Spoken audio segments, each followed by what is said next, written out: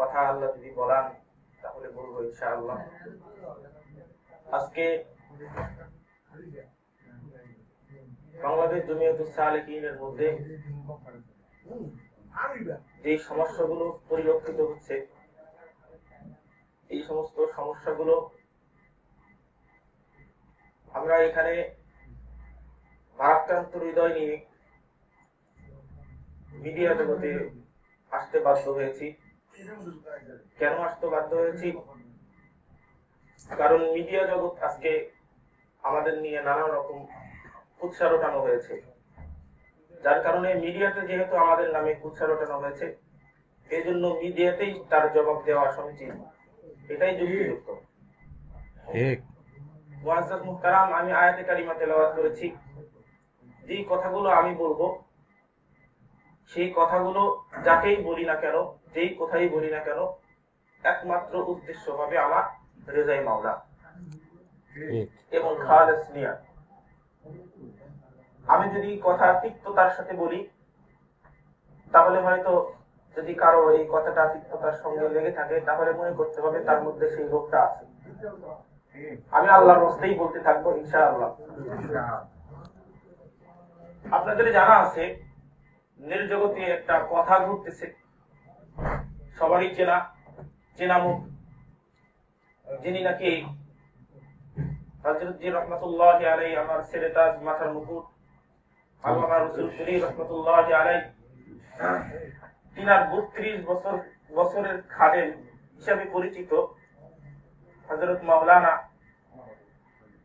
আবু বকর সিদ্দিক সাহেব দামাত বরকাতুহু, তিনি গত কয়েকদিন আগে রসুলপুরের এক ভরা মজমার মধ্যে, যেখানে গ্রামের অনেক ব্যক্তিবর্গ, বিশিষ্ট ব্যক্তিবর্গ, মজলিসের সুরার কয়েকজন ব্যক্তি এবং মাদ্রাসার শিক্ষক, তাদের সামনে একটা কথা, উস্কানিমূলক কথা তাদের সামনে পেশ করে তাদেরকে উস্কিয়া দেওয়া হচ্ছে আমাদের প্রতি। কথাটা হলো, হযরত জি রহমাতুল্লাহি আলাইহির ইন্তেকালের পর এই কথাটা অনেকেই বলেছেন, তারপরেও তিনার কথা জবাব দেওয়ার জন্য আমি এই কথাগুলো বলছি। হযরত জি রহমাতুল্লাহি আলাইহির ইন্তেকালের পর কয়েকজন সাথী সঙ্গী নিয়ে ছোট চাচাজান হযরত মাওলানা মাসুদ বিল্লাহ নিসারী দামাত বরকাতুহু, তিনি সহ হাসান ড্রাইভার, তারপরে আব্দুল বারি শেখ, খাদিম সাহেব হুজুর এবং আব্দুল হাকিম দরবেশ, দপ্তর সম্পাদক জাহাঙ্গীর আলম, তিনাদের নিয়ে রসুলপুর হযরত জি রহমাতুল্লাহি আলাইহির বাসায় গিয়েছিলেন টাকা পয়সা চাওয়ার জন্য। আমি ওইদিকে যাচ্ছিলাম। সেইখানে গিয়ে যে কথাগুলো বলেছে, তার মধ্যে একটি গুরুত্বপূর্ণ কথা, ওর মধ্যে থেকে ড্রাইভার হাসান বলেছিলেন, টাকা চাওয়ার পরে, বিভিন্ন ব্যাংক থেকে টাকা নেওয়ার পরে বলেছিলেন যে গহনাপাতি আছে সেইগুলো কোথায়, সেগুলো নিয়ে আসা হোক। সিন্ধুকের চাবি আছে সেগুলো কোথায়, সেগুলো নিয়ে আসা হোক। কথাটা এরকম হয়েছিল।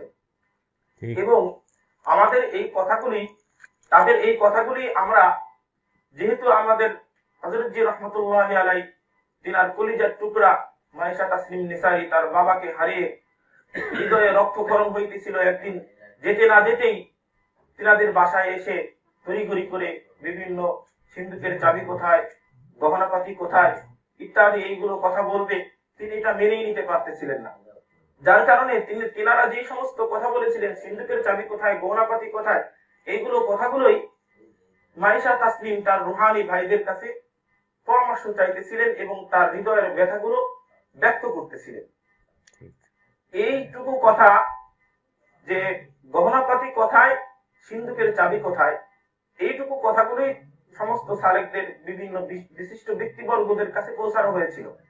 কিন্তু খাদেম সাহেব হুজুর দামাত বরকাতুহু, তিনি হযরত জি রহমাতুল্লাহি আলাইহি 32 বছরের খাদেম হওয়া সত্ত্বেও সেইখানে ভরা মজমার মধ্যে মানুষদেরকে উস্কিয়ে দিয়ে বলেছিলেন, আমরা নাকি মানুষদেরকে বলিয়ে বেরিয়েছি যে কানের থেকেও নাকি তারা গহনা ছিনিয়ে নিয়েছে। এই কথাগুলো খাদেম সাহেব হুজুর দামাত বরকাতুহু একদম ডাহা মিথ্যা কথা বলেছে এবং জনসম্মুখে আমাদের প্রতি অপবাদ দিয়েছে, মিথ্যা অপবাদ দিয়েছে। এই কথাগুলো চান আমাদের কাছে, তাহলে এই কথাগুলোর প্রমাণ আমাদের কাছে সংরক্ষিত আছে। আমরা এই কথাগুলোর প্রমাণ দিতে পারবো ইনশাআল্লাহ।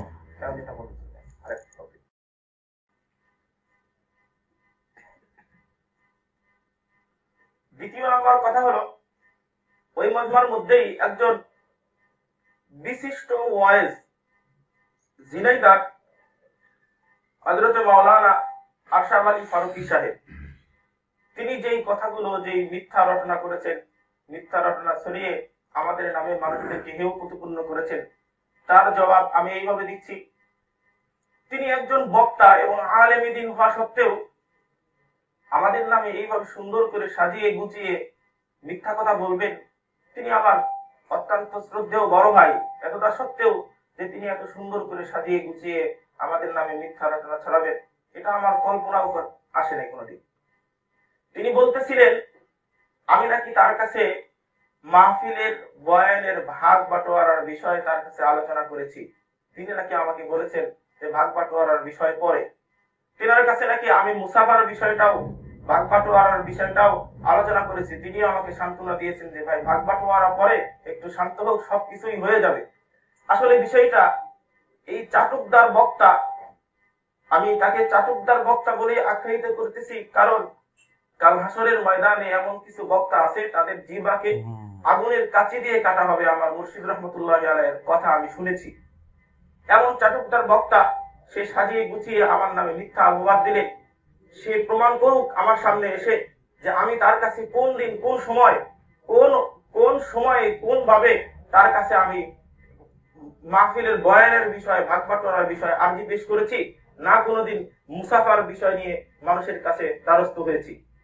এতটা সত্ত্বেও এখান থেকে বোঝা যায় যে তাদের এই প্ল্যান গুলো, তাদের এই প্রোগ্রাম গুলো আমরা দেখেছি মজলিসে শুরার বৈঠকের মধ্যে সর্বসম্মতিক্রমে, মাহফিলের মধ্যে প্রথম দিন সর্বসম্মতিক্রমে গৃহীত হয়েছিল, সিদ্ধান্ত গৃহীত হয়েছিল যে মুসাফার বিষয়টা দুলাভাই অর্থাৎ আমি আব্দুল্লাহ ইউসুফি, তিনিও বাহিরে গিয়ে চেয়ারে বসে করতে পারবেন না সালেকদের সাথে, এবং চাচাজান হযরত আমিরুল উমারা, বর্তমান আমিরুল উমারা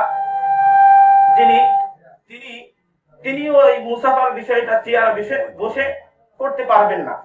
এখন কথা হলো, এই সিদ্ধান্ত হওয়ার পরেও দেখা গেছে এই মুসাফার বিষয়টা নিয়ে চাচাজান, শ্রদ্ধেয় আমার চাচাজান, তিনি শুরার বৈঠক উপেক্ষা করে, শুরার মতামতকে তোয়াক্কা না করে, সিদ্ধান্তকে উপেক্ষা করে সর্বশেষ দেখা গিয়েছে মাহফিলের মধ্যে আসরের পরে এবং ফজরের পরে মুসাফা করার জন্য চেয়ারে বসেছে। এখান থেকে বোঝা যায় মুসাফা করার ক্ষেত্রে কোন রকমের লোভ আমি আব্দুল্লাহ ইউসুফের মধ্যে ছিল না, আদৌ ছিল না, আগামীতেও নাই। এর থেকে বোঝা যায় যে এই মুসাফার বিষয়টা, ভাগাভাগির বিষয়টা আপনাদের মধ্যেই ছিল, জনসম্মুখে সেটা প্রকাশ পেয়েছে। সুতরাং এখানে আমাকে যে এই সাজিয়ে গুছিয়ে মিথ্যা অপবাদ দেওয়া হয়েছিল, এর জন্য আল্লাহ লানতের আশা করতে থাকেন। আমরা সেই দোয়াও করব না, আপনাদের জন্য রহমতের দোয়া করব। আল্লাহ যেন আপনাদেরকে হিদায়াত দান করেন, সঠিকটা বোঝার তৌফিক দান করেন।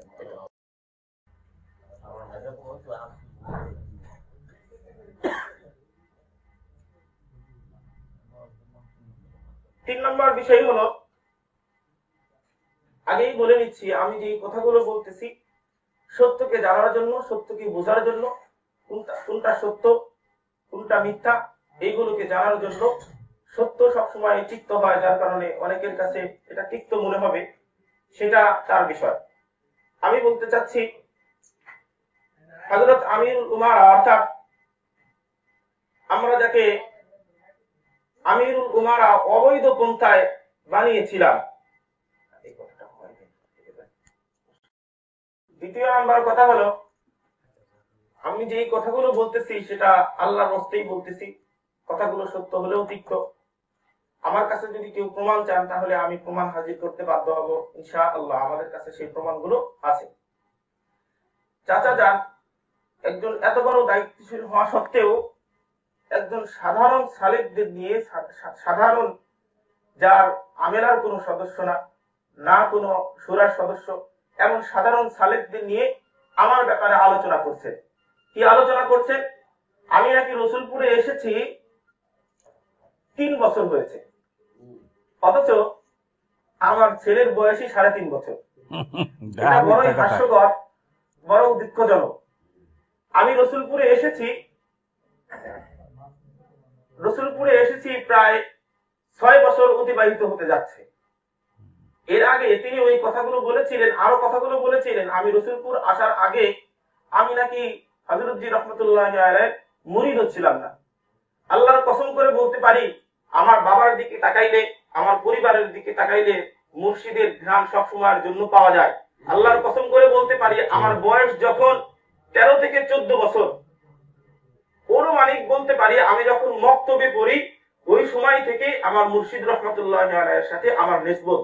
তাহলে তিনি একজন এত বড় দায়িত্বশীল হওয়া সত্ত্বেও না জেনে মানুষের প্রতি বদগুমানি করলেন, তাহলে এটার দায় ভাই তার নিতে হবে না? অবশ্যই নিতে হবে।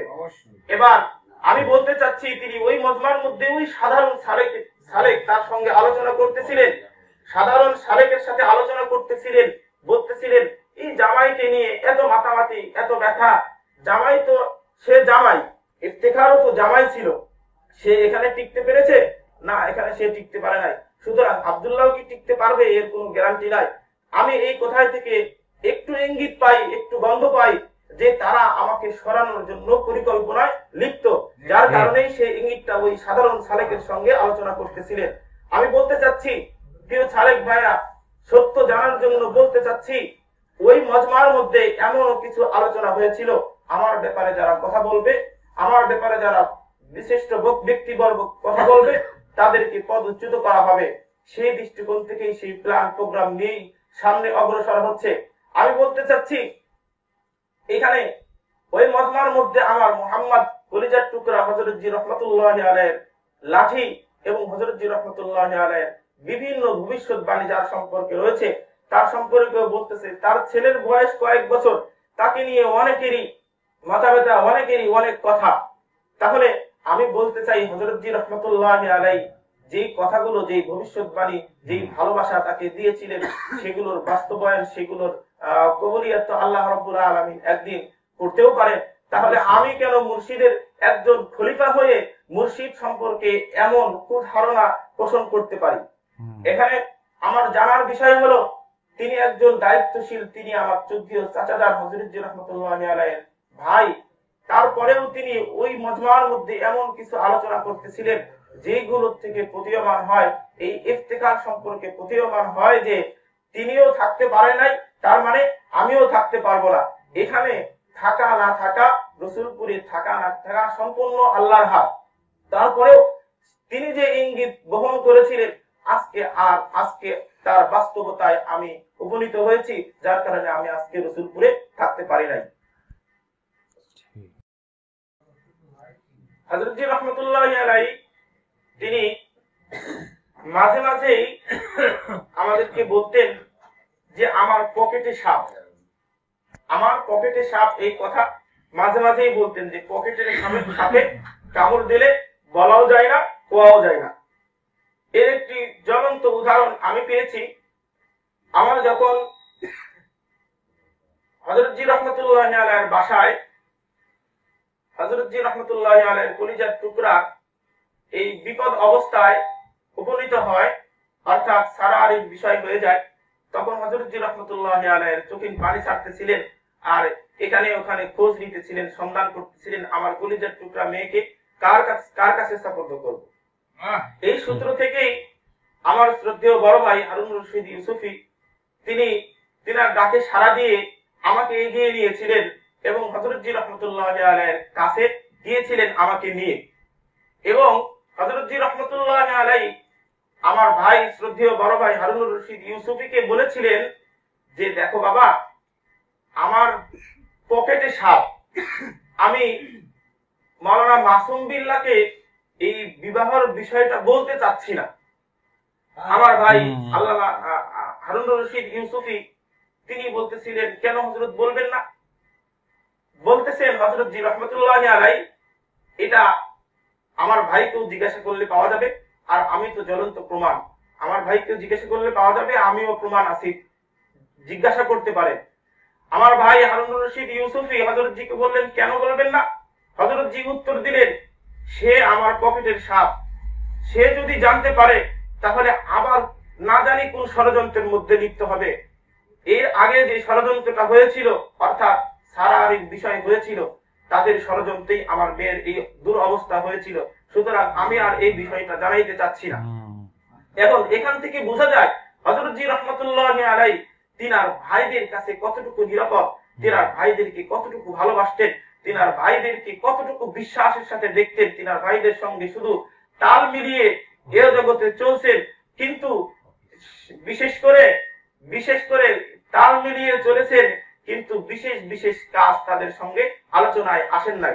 আমার ভাই ওই সময় বলেছিলেন, হযরত দেখেন, যাই হোক না কেন তারপরেও তো আপনার ভাই, যাই হোক হযরতজি রহমাতুল্লাহি আলাইহিকে বলার জন্য বলেছিলেন, যার কারণে তিনি বলেছিলেন। এখন এখান থেকে প্রতীয়মান হয় যে সারারির বিষয়টা এবং হযরতজি রহমাতুল্লাহি আলাইহি তিনাদেরকে কতটা ভয় পাইতেন, যে তাদের কাছে বললে না জানি কোন ষড়যন্ত্রের মধ্যে লিপ্ত হবে, না জানি আবার কোন দুঃখের মধ্যে আমাকে আবার ফেলে দিবে।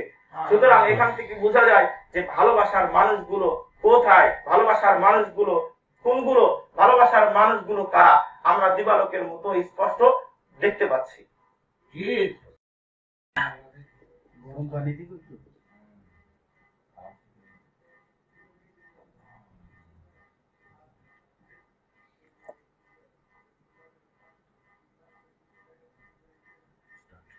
আরেকটা বিষয় আপনাদের সামনে ভারাক্রান্ত হৃদয় নিয়ে শেয়ার করতে চাই, সেটা হলো হযরতজি রহমাতুল্লাহি আলাইহি তিনি হযরত মাওলানা মাসুম বিল্লাহ নিসারী সাহেব দাওয়াত বারাকাতুহুম, এই হযরতজি রহমাতুল্লাহি আলাইহির ইফতিখার বিতাড়িত হওয়ার পরে, দরবার থেকে বিতাড়িত হওয়ার পরে হযরত মাওলানা মাসুম বিল্লাহ নিসারী সাহেবের মেয়ে তিনাকে বিবাহ দেন। আর বিবাহ দেন তিনার ওই সমস্ত জনশক্তি জোগাড়ের জন্য, শিকড়কে মজবুত করার জন্য খাদেম সাহেব হুজুর দামাত বারাকাতুহুমের ভাতিজার সঙ্গে, যে আলিয়া পড়ুয়া, ভাতিজার সঙ্গে বিবাহ দেন। এই জন্য বিবাহ দেন যে তার শিকড়কে মজবুত করবে। এখন সেই সূত্র থেকেই প্ল্যান প্রোগ্রাম একটাই, যে শিকড় মজবুত করব, আমরা এককভাবে রাজত্ব কায়েম করেছি, এককভাবে রাজত্ব পরিচালনা করব, সিংহাসনে আসীন হব, এটাই তাদের উদ্দেশ্য। এখন আমি বলতে চাচ্ছি, হযরতজি রহমাতুল্লাহি আলাইহি মাঝে মাঝেই বলতেন যে আমার পকেটে সাপ, এই সাপগুলো তার কাছে থাকতেন এবং মাঝে মাঝে হযরতজি রহমাতুল্লাহি আলাইহিকে সবল মারতেন। এখন কথাগুলো বড়ই দুঃখের সঙ্গে বলতে হয়, হযরতজি রহমাতুল্লাহি আলাইহি তিনার জবানের ভাষাগুলো অনেক বিশিষ্ট ব্যক্তিবর্গ সাক্ষ্য বহন করে। তিনার কাছে আমি নিজেও প্রশ্ন করেছিলাম যে হযরত খাদেম সাহেব হুজুরকে খেলাফত দেওয়ার ব্যাপারে আপনার মন্তব্য কি, আপনি কি তাকে খেলাফত দেবেন? এবং হযরতজি রহমাতুল্লাহি আলাইহি তদুত্তরে আমাকে বলেছিলেন, আমার জীবন থাকতেও খাদেম সাহেবকে আমি খেলাফতই দিব না। এই কথাগুলোর সাক্ষ্য বহন করে বিশিষ্ট আমানতদার ব্যক্তিবর্গগণ, চাইলে বিভিন্ন বিশিষ্ট ব্যক্তিবর্গদের কাছে এই কথাগুলোর সত্যায়ন করতে পারেন আপনারা। এতটা সত্ত্বেও তিনি নাটক সাজিয়ে হযরতজি রহমাতুল্লাহি আলাইহির কথাকে উপেক্ষা করে সেই হযরতে মাওলানা ইসরাইল রহমাতুল্লাহি আলাইহি, হযরতজি রহমাতুল্লাহি আলাইহির একটা চক্ষু, তিনার জানা যায় ওই মাইক্রোর মধ্যে এমন কিছু শিক্ষক ছিল যারা এই কথাগুলো যখনই মজলিসে শুরার মধ্যে উপস্থাপিত হয়, তখন এই কথাগুলো শোনার পরে তারা একজন বলে, না আমি এই বিষয়ে কিছু বলবো না, কারণ তাদের প্রভাব আছে, যদি সে বলতে যায় যে এই কথাগুলো হযরতজি বলে নাই, তার বানানো কথা, তাহলে তার চাকরি থাকে না, এই জন্য তারা চুপ থাকতে বাধ্য হয়েছে। সুতরাং এই পরিকল্পনা নিয়ে আগাচ্ছিল যে নিজের শিকড়কে বাস্তবায়ন করার জন্য, নিজের শিকড়কে মজবুত করার জন্য এই পরিকল্পনা নিয়ে হযরতে মাওলানা শ্রদ্ধেয় চাচাজান হযরত মাওলানা মাসুম বিল্লাহ নিসারী দামাত বারাকাতুহুম তিনি এই পরিকল্পনায় লিপ্ত ছিল যে আমার শিকড়কে মজবুত করে আমি এককভাবে রাজত্ব পরিচালনা করব। সেই সূত্র থেকেই আমাদের একজনকে তাদের হাতিয়ার করছেন এবং তাদেরকেও হযরত খাদেম সাহেব হুজুরকেও হাতিয়ার করে সামনে অগ্রসর হইতেছেন এবং তাদের স্বার্থ সিদ্ধি করতেছেন, তাদের স্বার্থ হাসিল করতেছেন, যেটা আমরা অনেকেই দেখতে পাচ্ছি, অনেকেই আকলবান ব্যক্তিরা বুঝতে পেরেছি। কিন্তু আমাদের আইজিপি, অতিরিক্ত আইজিপি সাহেব হযরত আলহাজ শিহাবউদ্দিন, মোহাম্মদ শিহাবউদ্দিন কুরাইশি সাহেব, আলহাজ শিহাবউদ্দিন কুরাইশি, শাহাবউদ্দিন কুরাইশি সাহেব, তিনাকে হযরত জি রহমাতুল্লাহি আলাইহি, তিনার ব্যাপারে হযরত জি রহমাতুল্লাহি আলাইহি দিবালুকের মতো প্রমাণিত যে তিনার ব্যাপারে পজিটিভ ছিলেন। তিনাকে শুধু বলতেন যে বাবা কাজ করো, কাজ করো, কাজ করো, এবং তিনার ব্যাপারে পজিটিভ ছিলেন, এইরকম তিনাকে ভালো জানতেন। অর্থাৎ আমি এক সময় ইঙ্গিত দিয়েছিলাম, তিনি আমাকে বলেছিলেন যে হ্যাঁ, শিহাবউদ্দিন কুরাইশিকে খেলাফতি দেওয়া যাবে, সামনে আগাইলে খেলাফতি দেওয়া যাবে, এই ইঙ্গিতটা তিনি আমার কাছেও করেছিলেন। তিনার ব্যাপারে কিলোকাল নাই। এখান থেকে বোঝা যায় যে তারা উনাকে সঙ্গে নিয়ে, খাদেম সাহেব হুজুরকে সঙ্গে নিয়ে একটা প্ল্যান প্রোগ্রাম করে সামনে অগ্রসর হচ্ছে। একমাত্র কারণ হলো নিজের শিকড়কে মজবুত করা, নিজের শিকড়কে মজবুত করে নিজের স্বার্থ সিদ্ধি করা। সুতরাং এখান থেকে আমরা বুঝতে পারছি যে নিজের শিকড়কে মজবুত করা, নিজেকে নিয়ে ব্যস্ত থাকা এবং নিজের সিংহাসন নিয়েই ব্যস্ত থাকা তাদের মূল উদ্দেশ্য, যেটা আমরা এখন বুঝতে পেরেছি অনেকেই, এটা আর কারো কাছে গোপন নয়। ঠিক আছে না? কারণ প্রশাসন গার্ড দিছে তোমাদের, জানি। অনলাইনে প্রাক্তন ছাত্র নামের একটি চ্যাটিং গ্রুপ আছে। এই প্রাক্তন ছাত্রের বিষয়ে যেটা গঠন করেছে সেটা সম্পূর্ণ হযরত মাওলানা শরীফ মাসুম বিল্লাহ নিসারী সাহেব দামাত বরকাতুহু, তিনি এই প্রাক্তন ছাত্রের বিষয়ে তিনি সমর্থন করেছেন এবং তিনি এইগুলো গঠন করেছেন। তিনার হাতে গড়া এই প্রাক্তন ছাত্রদের মধ্যে নুরুল ইসলাম নামের এক ভাই, তিনি আমাকে দোষারোপ করেছেন আমি নাকি হযরত জি রহমাতুল্লাহি আলাইহি জমি জমা, হযরত জি রহমাতুল্লাহি আলাইহি ব্রেন ওয়াশ করে হযরত জি রহমাতুল্লাহি আলাইহিকে অপহরণ করে জমি জমা লিখিয়ে নিয়েছি। তারপরেও নাকি হযরত জি রহমাতুল্লাহি আলাইহির ভাইরা আমার নামে কেস দায়ের করে নাই, মামলা দায়ের করে নাই, এই জন্য আমাকে তিনি শুকরিয়া আদায় করতে বলেছে। এই কথাগুলোর উত্তর আমি এইভাবে দিতেছি, হযরত জি রহমাতুল্লাহি আলাইহি তার পকেটে সাপ নিয়ে তার ভাইদেরকে নিয়ে কিভাবে চলতেন, একটু কথা ক্লিয়ার করলে আপনারা বুঝতে পারবেন। হযরত জি রহমাতুল্লাহি আলাইহি তার ভাইরা হযরত জি রহমাতুল্লাহি আলাইহিকে কতটা চাপের মুখে রাখতেন, আমি সামনে অগ্রসর হলে আপনারা নিশ্চয়ই বুঝতে পারবেন। হযরত জি রহমাতুল্লাহি আলাইহি বাসা রসুলপুরের বাসা লিখে দেওয়ার জন্য হযরত জি রহমাতুল্লাহি আলাইহি একদিন মাইশা তাসলিম নিসারী কলিজার টুকরাকে তার সাথে পরামর্শ করলেন। পরামর্শ করে সামনে অগ্রসর হইতেছিলেন। একদিন আমি বাসায় চলে গেছি, অর্থাৎ নাটোরে চলে গেছি।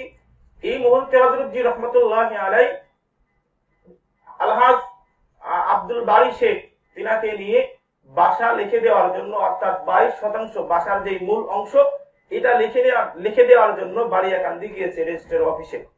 সেখানে যাওয়ার পরে আব্দুল বারী শেখ এবং যারা সাঙ্গপাঙ্গ আছে তারা হযরত জি রহমাতুল্লাহি আলাইহির যে পকেটের সাপ, এটা আমরা এখন বুঝতে পারছি, 22% জমি লিখে দেওয়ার জন্য নিয়ে গেছে এবং শুধু বাড়ির মূল অংশটা লিখে দেওয়ার জন্য নিয়ে গেছেন। হযরত জি রহমাতুল্লাহি আলাইহি তিনার সঙ্গে নিয়ে গেছেন। নিয়ে যাওয়ার পরে জমি কাগজ লেখা হচ্ছে, লেখার মধ্যে একটা কথা বারেক শেখ একটা কথা লিখে নিয়ে আসছে। হযরত জি রহমাতুল্লাহি আলাইহি বলছেন কি লিখছিস একটু পড়ে শোনা।